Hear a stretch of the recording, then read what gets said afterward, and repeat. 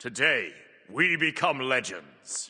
Hey, my name's Inter, and welcome back to the channel for the 11.10 update notes for Smite 1. Apologies for being a little bit late to this. I forgot they were releasing Smite 1 update shows and update notes on Fridays now. I'm releasing the updates on Thursdays, obviously to not conflict with Smite 2's slot that is now essentially taken over where Smite 1 was in terms of Wednesday patch notes show and Tuesday update. So yeah, going forward, it's going to be Friday for notes and Thursday for updates for Smite 1, and this update is going to launch next Thursday. So yeah, apologies for being a little bit late to covering this, but we're here now, so let's just jump right in. So first up, we got some new skins. Oni King Hades and Wing Terror Odin are going to be in the new cross-gen pass, and Cyberclaw Awelix and Cosmic Conjurer Merlin are going to be in Immortal Honor. And of course, as always, these are all cross-gen skins, so you'll get them in Smite 2 once they release that. Moving into balance, first up, Curse Weaver getting some nerfs, understandably so. They have increased the internal cooldown by 5 seconds, from 15 to 20. Also decreased the maximum health damage from 7.5 to 5%, but the maximum mana damage remains at 7.5%. So yeah, understandable that Curse Weaver's getting some nerfs. It was a really underrated item before they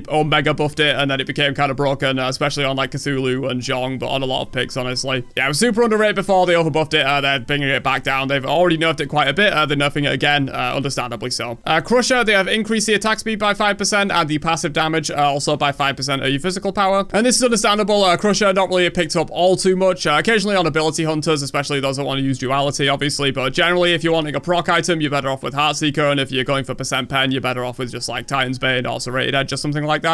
Baubles, they have decreased the cost from 2,800 to 2,600. So I'm not sure where this was at when it was actually like super broken and everyone was building it. I think it might have been like 2,400 or something. So I think they've got kind of a middle ground now. It was 2,900 originally when they Omega nerfed it, I believe. They brought it down by 100. Now they're bringing it down by a further 200. Will it bring it back into like everyone building this item? Probably not. But obviously with the fact that cooldown scales non-linearly, that extra 10% is like really powerful. You know, going from 40 to 50 is much more powerful than 30 to 40. So yeah, it's interesting. Maybe some gods that specifically really like that 50% cooldown reduction will start building this again, but I doubt we're going to see like everyone building it all the time. Hide of the Nemean Lion, they have increased the reflect damage from 12.5 to 15%, so this is kind of a revert, I think. I'm pretty sure when they originally introduced the item, it was 15%, and then they nerfed it down in like the big patch where they nerfed a lot of the returning items that were OP.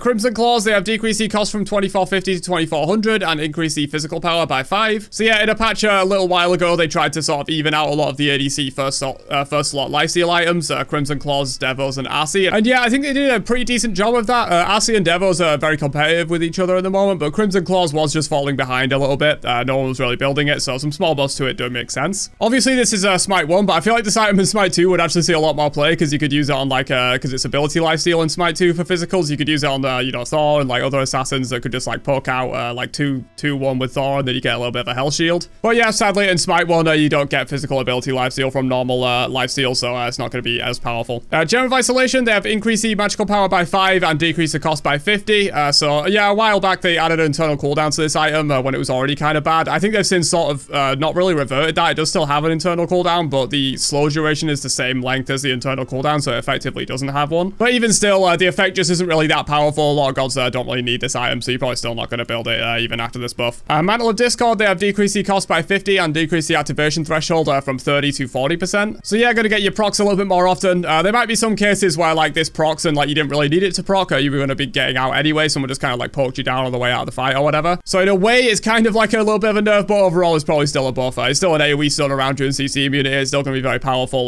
when you proc it, and it's going to proc more often now. Phalanx, they have increased the passive duration from 8 seconds to 10 seconds, so just going to get a little bit of extra time on all those buffs that you get from Phalanx. Probably not going to affect it in lane all too much, because you're going to keep it stacked in lane pretty much all the time while you're fighting. But maybe in team fights a little bit, or like as you rotate out of lane or something like that. Generally, Berserker Shield has been outclassing Phalanx though in solo lane in terms of like a first item rush for physical defense attack speed. So some buffs to Phalanx do make sense. Tablet of Destinies, they have increased the max stacks from 50 to 70. That's a pretty crazy change. So yeah, this item already is very slow, but scales very hard into the late game. It's going to scale even harder now at 70 max stacks. It's going to be absolutely chunking with that true damage. Something that could be kind of cool with this item is if they just completely remove the stack cap entirely. So like if the game goes like uber late and you have Tablet of Destinies, you're just kind of like scaling infinitely. They might have to like nerf the individual damage per stack if they did that, but it could be pretty cool. Then again, that might be something that I say while I'm reviewing patch notes, and if they actually did it, I would hate it, because like if the game goes 40 minutes and someone happens to have Tablet of Destinies in their build and they're doing like 500 true damage on every ability, ability kind of might be a little bit annoying. But yeah, overall, I do like this buff, making it 70 stacks, just letting it scale a little bit more. I think it's kind of cool. Is everyone going to be building tablet? I doubt it. It's still incredibly slow, and you're going to get wrecked by someone that rushes something faster, like Doomorb or Flat Pen. But yeah, for those gods that do like it, you know, your Tiamats, maybe even your Merlins potentially, it's going to scale a little bit more there. Moving into gods though, so first up we have some non-conquest balance. So many assassins have received non-conquest buffs due to their often single target or in-your-face nature of their playstyle, which often conflicts with a number of non-conquest modes that involve lots of team fighting. So yeah, mainly like Joust and Assault, I guess. Assassins generally don't perform very well there unless they can build tanky or they specifically have a lot of poke. However, due to these adjustments, they have been frequently building more tanky than their typical conquest builds. Yeah, you generally have to go tank on a lot of these picks to kind of get away with them a lot of the time in some modes, and we want to avoid specifically buffing these outlier cases that can be the best of both worlds. So Serket, they have removed the increased damage to gods, Alquang, they've removed the decreased damage taken, and Kamazots, they've removed the decreased ultimate cooldown. And I believe that is because these three gods are also getting buffs in this patch, like general buffs, so they didn't want to make them too powerful in non-conquest modes. And for Artemis, this one's a buff. They've removed a non-conquest nerf, or like lessened a non-conquest nerf. Decreased ultimate cooldown penalty from plus 10%. It's now going to be plus 5%, so you can get your ultimate off a little bit more often in non-conquest with Artemis. Moving into general buffs though, Set, they have increased his base health. Spawn of Set, they have fixed a bug where it was not doing the correct amount of basic attack damage, and also decreased the cooldown. So it's now 11 down to 9 seconds instead of just 11 flat. So probably not going to affect his all-in too much, because generally you just spawning spawns from your ultimate when you're doing that. But yeah, for his poke and like his laning and stuff, that's definitely going to help. And Sandstorm, they have increased the tick rate from every 0.4 to every 0.3. Fixed a bug where Set was unintentionally getting an extra tick of damage, and decreased the damage per tick from 8 to 24 plus 7%. It's now 6 to 18 plus 6%, mainly to compensate for the fact that the tick rate has gone up. Serket, Ambush gets 10% more damage scaling, and they have decreased the post fire by roughly 15% on Last Breath. This is a good change. I always felt like there was a ton of extra like post fire and lag after you threw someone with Last Breath and you couldn't really do anything for a while. Kamazots, Essence Drinker, and Vampire Bats now grant a physical ability lifesteal as well. That is an absolutely crazy change. Kamazots already heals so much with like his 3 and his Essence pulls and obviously these, but now they're going to be granting ability lifesteal as well. Dude, I feel like Kama's going to be insane. They've also increased the multi-hit bonus damage of his ultimate from 10 to 15%. So this isn't really going to matter too much, but yeah, these changes are kind of nuts, man. I feel like Kama solo and maybe even Kama jungle are just going to be completely broken after this, surely.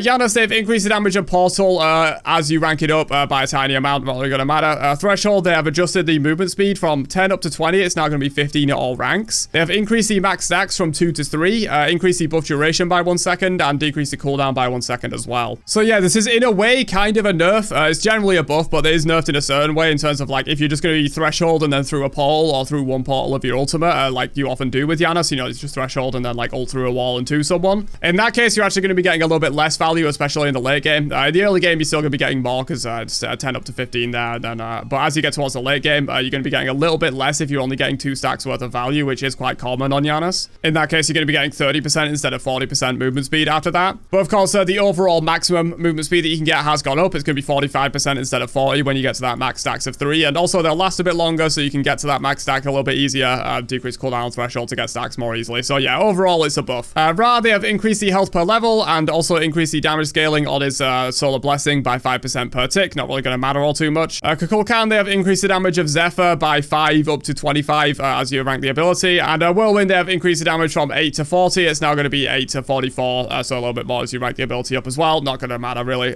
Pretty inconsequential buffs. Aphrodite, they have increased Aphrodite's damage scaling on back off from 70% to 85, but the soulmate damage scaling remains at 70. And Undying Love, they have added a new effect. Activating this ability resets the cooldown of Lovebirds. That is a kind of crazy change, dude. So yeah, you can just like link to someone now, press 3, ult, press 3 again. I'm not sure if it's going to like stack on top of the previous heal that's already on them, or if it's just going to reset the duration of the heal that is already on them. So depending on that interaction, this could be completely insane, or it could just be like really good. You know, regardless, this is a massive buff for her, but if you can like heal them, ult, and then heal them again, and it stacks 2 heals on top of each other and ticks at like twice the rate, that is going to be kind of insane. Atlas, they have decreased the cooldown of kinetic charge. It's now going to scale down 16 to 14 instead of 16 at all ranks, and also increase the minimum radius of his ultimate from 10 to 20. So that is a big radius increase. It's doubling the radius, and obviously pi r squared is going to be more than doubling the actual area of the ability if you're going to be like firing it instantly. Sobek, they have increased the heal stacks from 3 to 4, and also decreased the cooldown from 12 at all ranks. It's now going to be 12 down to 10 on Sickening Strike. So going to help his support out a little bit, but this is specifically really good for solo bet, giving him a lot more sustain. You're going to be getting more heals from it and also on a lower cooldown. And then his ultimate, they have increased his slow from 30 to 40. It's now going to be 30 to 50. So that is a really strong slow in the late game now. Obviously, it is going to go through through the slow DR formula. If it's over 40%, it's going to get DR, so it's not going to be quite 50%, but definitely going to be pretty powerful for him there.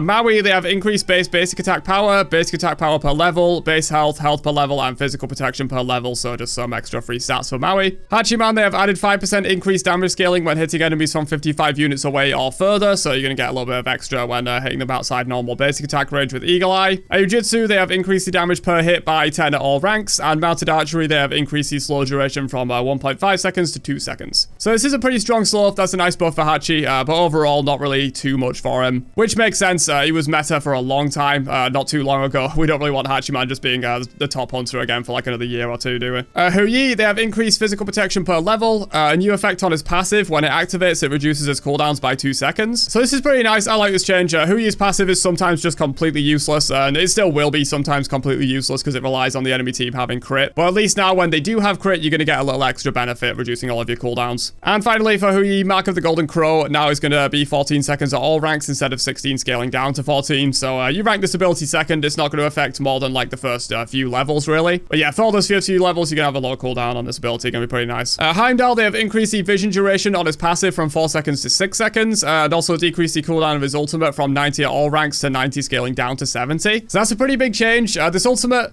it kind of feels like one that shouldn't be on lower than 90 seconds because of how impactful it is, but how impactful it is if it actually lands. That's kind of the problem with Heimdall. It's very easy to beat, and if you do beat it, he's kind of like left in a lot of end lag and just kind of gets punished really hard for it. So yeah, I do actually kind of like this change, going down to 70. You know, if you have a little bit of CDR, maybe it's down at like 60 or something, you can kind of ult twice before their beads even come back up, so it's going to make it a little bit easier to actually connect this without just getting beads all the time. Bellona, they have increased her health per level, decreased the cooldown of shield bash by 1 second, and increased the share protections on her ultimate flag from 15 up to 35. It's now going to be 20 up to 60. So that's a lot of prots, dude, I gotta say. Obviously, it's only when you're in the flag area, but as we've seen from Smite 2's Fire Giant buff, where it gets more prots as you take it, I think it gets 30 per time you're taking it in Smite 2, so like the third Fire Giant take of the match has 60 prots for everyone, and we've seen how impactful that is on giving like squishies a lot of free prots because of the way they scale non-linearly. So yeah, 60 prots is going to be pretty impactful there if you're actually fighting in the flag from Bellona.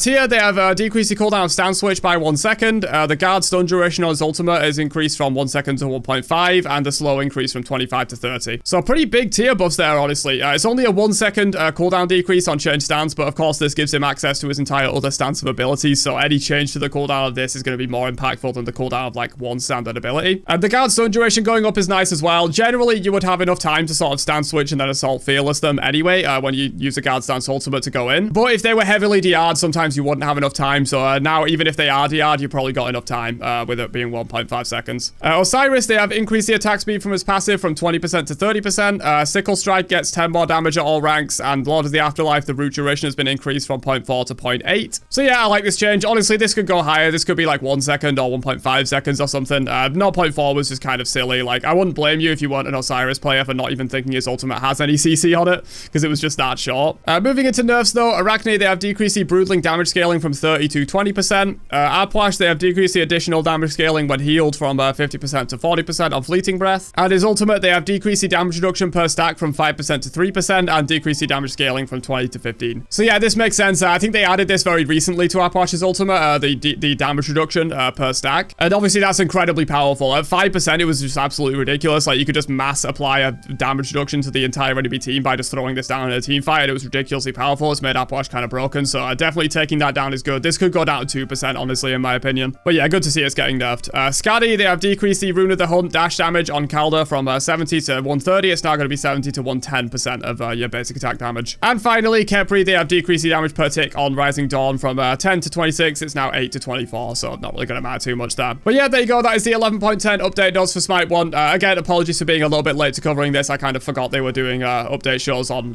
Friday and update on Thursday for Smite 1 now. But yeah, hopefully you guys enjoyed my coverage of this one. Let me know what you think in the comments down below. I think it's a pretty good patch overall. Some nice spicy buffs, some new effects for some characters, some good nerfs. And I will catch you guys for another one later on. Have a great day, and peace out, you nerds.